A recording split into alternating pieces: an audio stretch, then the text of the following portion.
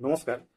আমাদের ভারতবর্ষ যেখানে জনসংখ্যায় চীনকে ছাড়িয়ে গেছে, বর্তমানে ভারতবর্ষ জনসংখ্যায় প্রথম, সে জায়গায় দাঁড়িয়ে রাজ্য সরকার এমন একটা বিল এনেছেন, প্রস্তাবিত এই বিল, যে দ্বিতীয় বাচ্চায় 25,000 টাকা, তৃতীয় বাচ্চায় 30,000 টাকা এবং চতুর্থ বাচ্চা জন্ম নিলে 40,000 টাকা সরকার কিন্তু ইনসেন্টিভ দেবে। এটা আমাদের পশ্চিমবঙ্গে নয়, এটা হচ্ছে অন্ধ্রপ্রদেশের চন্দ্রবাবু নাইডু, যে সিএম আছেন, তিনি এটা ঘোষণা করেছেন, টিডিপি পার্টির, এবং তিনি হচ্ছেন সেন্ট্রাল গভর্নমেন্টের এনডিএর একটা অ্যালায়েন্স পার্টি।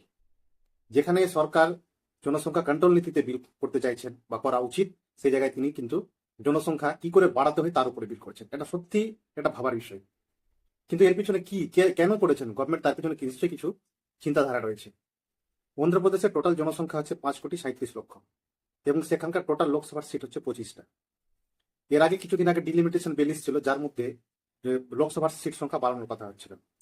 আর লোকসভায় সিট সংখ্যা বাড়ানো কিন্তু যে কোনো সরকারের জন্য ইম্পর্টেন্ট, কারণ যার বেশি সংখ্যা সে কিন্তু সরকার দখল করার সম্ভাবনা বেশি। যেমন গোটা দক্ষিণ ভারত মিলিয়ে টোটাল সিট সংখ্যা হচ্ছে 129, সেই জায়গায় ইউপি, বিহার এবং ওয়েস্ট বেঙ্গল মিলিয়ে লোকসভার সংখ্যাটা হচ্ছে প্রায় 162, 162টা। তাহলে দেখা যাচ্ছে উত্তর ভারতের তিনটে রাজ্য, যেটা সম্পূর্ণ দক্ষিণ ভারতের যে লোকসভার সিট তাকে কিন্তু ছাপিয়ে যাচ্ছে। তাহলে লোকসভায় সিট বাড়ানোটা হচ্ছে একটা প্রথম কারণ। এবং দ্বিতীয় কারণ হচ্ছে অন্ধ্রপ্রদেশের যা জনসংখ্যা, 2047 সালে যে সেই জনসংখ্যার প্রায় 25% মানুষ হয়ে যাবে সিনিয়র সিটিজেন। আর যে কোনো রাজ্যের বা দেশের সিনিয়র সিটিজেনের সংখ্যা 25% ক্রস করা মানে হচ্ছে সেখানে ইকোনমিক্যাল ক্রাইসিস এবং সেখানকার অর্থনীতি পুরোপুরি ভেঙে পড়া। এই জন্য অন্ধ্রপ্রদেশ সরকার কিন্তু মানুষ যাতে বেশি সন্তান জন্ম দেয় তার জন্য উৎসাহ দিচ্ছেন। আর দ্বিতীয়ত, যদি আমরা টিএফআর বলে একটা জিনিস হয়, টোটাল ফার্টিলিটি রেট, মানে জন্মহার, মোট জন্মহার, মানে একজন দম্পতি কতটা শিশুর জন্ম দিচ্ছেন, যদি এটা দেখা যায় তাহলে জন্মহার হচ্ছে টোটাল ভারতে হচ্ছে 1.9, মানে গড়ে 1.9, মানে প্রায় দুটো বাচ্চা মানুষ জন্ম দিচ্ছেন।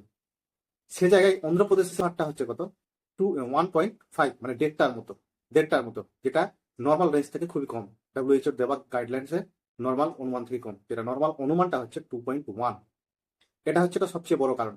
এই দিক থেকে যদি টিএফআর এর দিক থেকে দেখতে যাই, পশ্চিমবঙ্গ কিন্তু অনেকটা পিছিয়ে। পশ্চিমবঙ্গের টিএফআর, টোটাল ফার্টিলিটি রেট, মানে জন্ম হারটা হচ্ছে 1.3, যেটা প্রায় নিচের দিকে। ভারতবর্ষের সমস্ত স্টেটের মধ্যে তামিলনাড়ু, দিল্লি এবং পশ্চিমবঙ্গেরটা হচ্ছে 1.3, প্রায় সবচেয়ে কম জন্মহার। এটাও পশ্চিমবঙ্গের কিন্তু একটা চিন্তার কারণ হয়ে দাঁড়াচ্ছে আগামীতে। যাকে ভালো থাকবেন, সুস্থ থাকবেন, থ্যাংক ইউ।